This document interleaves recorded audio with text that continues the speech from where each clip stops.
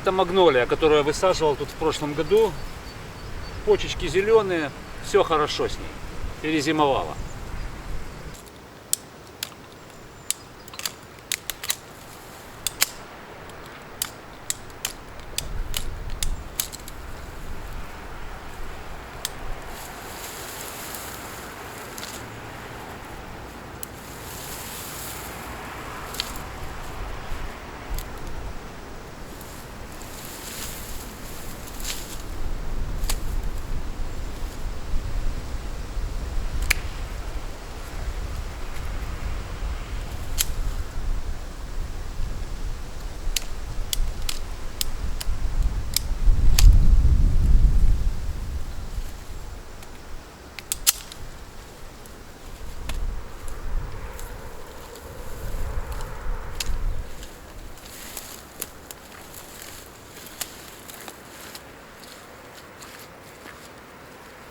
У нас уже отличное время для того, чтобы обрезать летние цветущие кустарники. Напомню, что это такое. Кустарники, которые будут цвести на побегах, которые только вырастут вот в этом новом году. За весну, за начало лета они вырастут. Это будлея Давида. Итак, за весну, за начало лета побеги вырастут, а во второй половине лета уже начнут цвести. Можно было обрезать осенью, конечно. Но в этом регионе она, видите, листву не сбрасывает. В принципе, зимой украшает сад. Но тут есть один нюанс. Когда выпадает очень много снега, эти ветви просто нагибаются к земле и ломаются. Она хрупкая достаточно. Поэтому смотрите сами. Но если ветки даже ломаются, ничего страшного, все равно я их вот сейчас, перед началом сезона, очень-очень коротко обрезаю.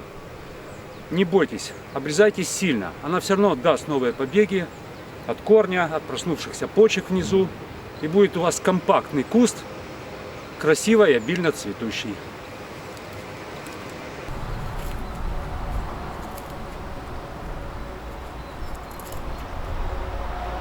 Переходим дальше. Розы. Розы я показывал, я обрезаю в два этапа. Сначала я их обрезаю осенью, а потом уже после зимних морозов весной обрезаю как мне нужно. Оставляю где-то сантиметров 30-40 от земли. Но здесь немножко другая ситуация. Дело в том, что осенью здесь обрезать не получается. Здесь розы и в декабре еще цветут. Что их обрезать? Поэтому обрезаю вот сейчас уже. Вот. Коротко. Очень коротко.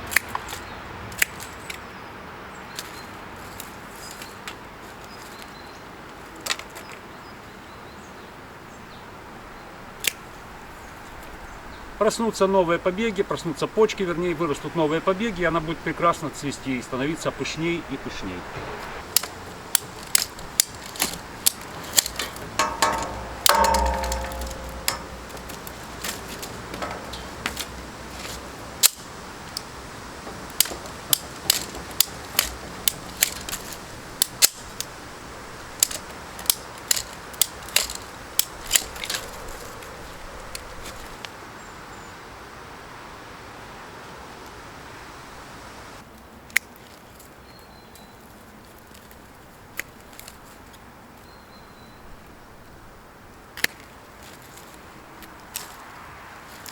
Но розы у нас можно сейчас не только обрезать, но и пересаживать. Вот чудесный куст розы, великолепно цветет, но посажен очень неудачно, его никто не видит.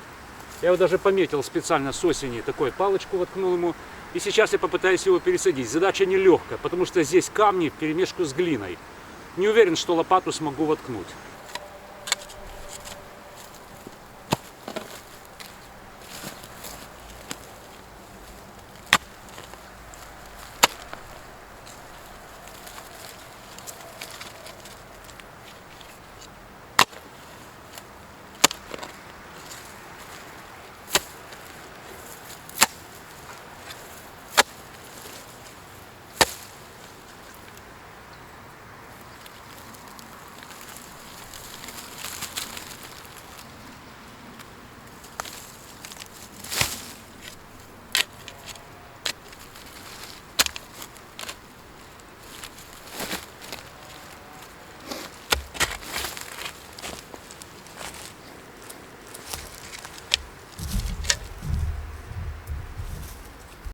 Да, получилось, конечно, по-варварски.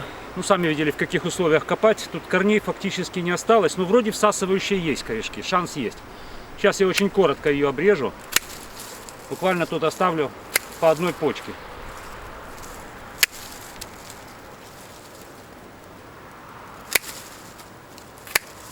И вот этот кусочек посадим. Я надеюсь, приживется. Ну нет, значит нет.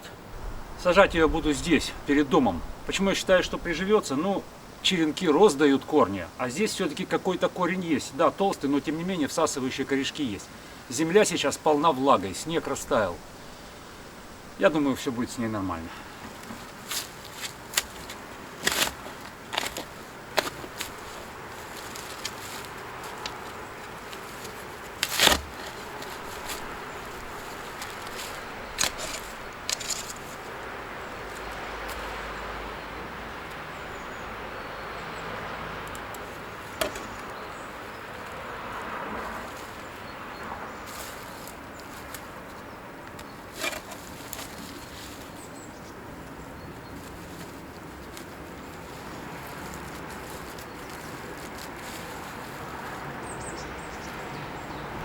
И хотя, как я сказал, земля полна влагой, обязательно после посадки поливаем, чтобы земля сразу прилипла к корням, чтобы не было воздушных зазоров там.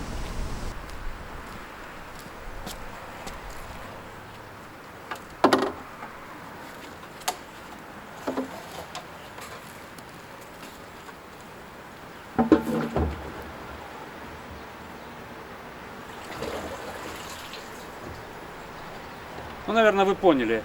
Это емкость для дождевой воды. Наверное, самой лучшей воды для растений. В ней мы и сейчас будем поливать.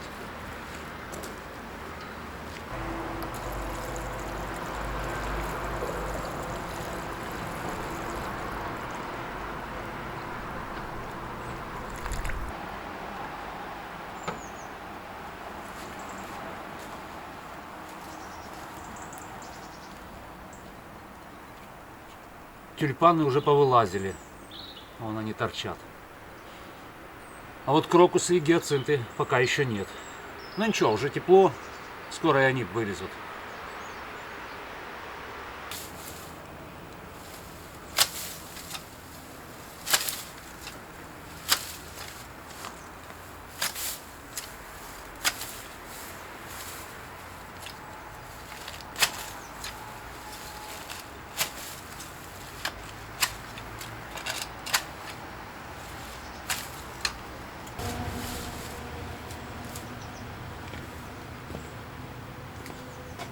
В общем, вы поняли, что февраль это уже хорошее время для того, чтобы начать сезон.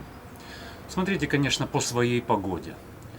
Видео о работах в саду в феврале я оставляю в конце этого видео и в описании. Переходите, смотрите, если интересно. У меня все. Спасибо, что смотрели. Увидимся.